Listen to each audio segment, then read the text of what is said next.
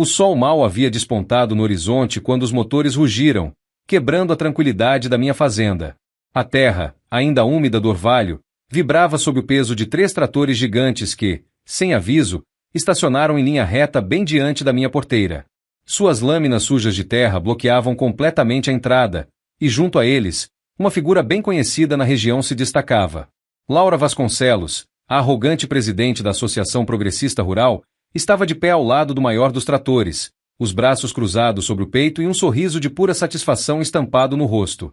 Seu terninho bege bem passado e a pasta de couro reforçavam a imagem de uma burocrata que nunca havia sujado as mãos com trabalho de verdade.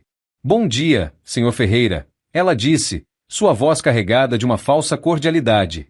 "Receio que sua fazenda esteja em uma situação irregular." Eu estava no meio da plantação, de luvas de couro e um chapéu surrado, supervisionando meus trabalhadores quando ouvi o barulho. Saí da terra firme e caminhei até a porteira, mantendo a calma enquanto os olhares de curiosidade dos empregados me acompanhavam. "Irregular?" perguntei, encostando uma das mãos na madeira robusta da porteira. "Em que sentido?" Laura abriu a pasta e puxou um documento com carimbo oficial, que chacoalhou no ar como se fosse um decreto inquestionável.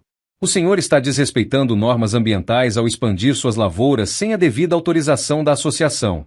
Além disso, há denúncias de que sua propriedade não está cumprindo os padrões exigidos para manter a harmonia comunitária da região." A harmonia comunitária. Eu conhecia bem esse termo. Era o argumento que a associação usava para sediar pequenos e médios produtores, impondo regras absurdas que, no fim, só beneficiavam grandes conglomerados e projetos financiados por ONGs de fora. "Estranho", comentei, pegando o papel e analisando rapidamente. "Minha família está nessa terra há 4 gerações. Essa fazenda foi registrada antes dessa associação sequer existir." O sorriso de Laura não se desfez, mas seus olhos estreitaram ligeiramente. "Essas regras foram aprovadas democraticamente, Sr. Ferreira. Se o senhor se recusar a cumprir, enfrentará multas diárias até que tudo esteja regularizado." Atrás dela, os operadores dos tratores esperavam, visivelmente desconfortáveis. Não eram culpados de nada. Eram apenas trabalhadores recebendo ordens. Mas havia algo na postura deles, na forma como evitavam meu olhar, que me dizia que até eles sabiam que aquilo era injusto. Respirei fundo e mantive meu tom controlado. "Laura, eu sugiro que você reavalie essa situação. Você tem certeza que quer me forçar a aceitar isso?" O brilho malicioso nos olhos dela aumentou. "Você não tem escolha, Ferreira.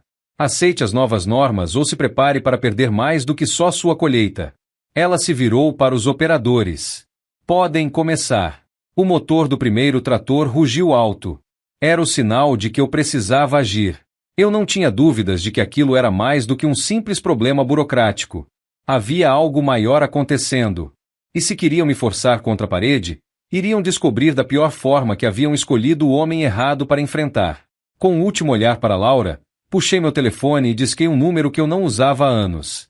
Se essa gente achava que poderia me intimidar, estavam prestes a aprender uma dura lição. Meu dedo pressionou a tela do celular, e após 3 toques, a voz firme do outro lado da linha atendeu. "Doutor Amaral falando. Preciso da sua ajuda, velho amigo." Houve uma pausa antes da resposta. "Diga logo, Ferreira. Está acontecendo o que eu imagino?" "Exatamente isso. Tratores na minha porteira, multas ilegais e uma associação que parece querer tomar minha terra à força." Um suspiro profundo veio do outro lado. "Já ouvi histórias parecidas. Me encontre no cartório em 1 hora. Traga toda a papelada da fazenda." Desliguei e voltei meu olhar para Laura, que acompanhava a conversa à distância com um sorrisinho de escárnio. "Mudou de ideia, Ferreira? Vai cooperar ou quer continuar tornando as coisas difíceis para si mesmo?" "Cooperação só existe quando há respeito, Laura." Minha voz saiu firme. "O que você está fazendo aqui é ilegal e você sabe disso. Então aproveite bem esse momento. Ele não vai durar." Ela riu. "Acha que alguém vai se importar? Todos já aceitaram as mudanças. Você é só um fazendeiro teimoso que ainda não entendeu como o mundo funciona." Apertei o chapéu na cabeça e, sem dizer mais nada, me virei e caminhei até minha caminhonete. Se Laura achava que eu estava sozinho, logo descobriria que a verdade era bem diferente. O cartório municipal ficava a poucos quilômetros dali. Quando cheguei, Amaral já me esperava com um punhado de documentos em mãos. Ele era um advogado aposentado, mas ainda conhecia todas as brechas e detalhes das leis fundiárias da região. Eles estão usando o velho truque da harmonia comunitária, não é? Ele nem precisou perguntar. Apenas acenei com a cabeça. Ele me entregou um maço de folhas amareladas. Aqui está a escritura original da sua propriedade. Você sabia que sua fazenda tem imunidade contra essas diretrizes da associação? Franzi a testa. Imunidade? Sim. Quando sua família comprou essas terras há mais de 70 anos, ela recebeu uma cláusula especial que impede qualquer regulamentação municipal ou estadual de interferir no uso do solo. Em outras palavras, você está isento dessas normas. Mas alguém fez questão de esconder esse detalhe. Meu sangue gelou. Esconder? Ele acenou afirmativamente. Pedi para alguns contatos verificarem os registros da Associação Progressista Rural. Descobrimos que, nos últimos 5 anos, eles conseguiram alterar pequenas cláusulas de zoneamento, o que forçou dezenas de fazendeiros a venderem suas terras por preços bem abaixo do valor real. Depois, esses mesmos terrenos foram revendidos por mais do que o dobro do preço para investidores de fora. Eu apertei os punhos. Isso significa que Laura e os comparsas dela estão lucrando com um esquema de coerção. Eles impõem regras impossíveis de cumprir, aplicam multas, ameaçam os fazendeiros e depois os forçam a vender as terras. Mas no seu caso, Ferreira, eles deram um tiro no próprio pé. Porque sua propriedade nunca deveria estar nessa lista. A conclusão era clara: Laura não só estava tentando me expulsar, mas também estava cometendo um crime. Eles acham que podem intimidar qualquer um. Acham que ninguém vai investigar. Amaral sorriu. Talvez eles consigam fazer isso com outros. Mas eles me cheram com o cara errado. Peguei os documentos e apertei a mão do velho advogado. Chegou a hora de virar o jogo. Saí do cartório com uma certeza. Laura e sua associação não tinham ideia da tempestade que estavam prestes a enfrentar. O sol já estava alto quando minha caminhonete voltou a levantar poeira na estrada de terra que levava até minha fazenda. Na porteira, os 3 tratores continuavam estacionados como muralhas de aço, e Laura ainda estava lá, de braços cruzados, com aquele mesmo sorriso cínico. Dessa vez, porém, eu não estava sozinho. Atrás do meu carro, um veículo oficial do cartório municipal vinha logo atrás, trazendo ninguém menos que o próprio tabelião da cidade. Mais 2 viaturas da Polícia Rural fecharam a caravana. Desci do carro e, sem perder tempo, caminhei até Laura. Mudou de ideia, Ferreira? Veio assinar os papéis e aceitar as novas diretrizes? Respirei fundo, sentindo o peso dos documentos no bolso interno da jaqueta. Pelo contrário, Laura. Vim mostrar que você cometeu um grande erro. A reação dela foi imediata. Os olhos estreitaram, e o sorriso vacilou por um instante. Do lado da viatura, o delegado Figueiredo desceu do carro, ajeitando o chapéu. Ele era um homem rígido, respeitado por todos na região, e não gostava nem um pouco de gente que tentava passar a perna em pequenos produtores. Senhora Vasconcelos, recebemos denúncias sobre abusos de poder e coerção por parte da associação. O senhor Ferreira trouxe documentos que exigem nossa atenção. Laura lançou um olhar venenoso para mim. Isso é um absurdo. Ferreira está apenas tentando evitar as consequências de suas infrações.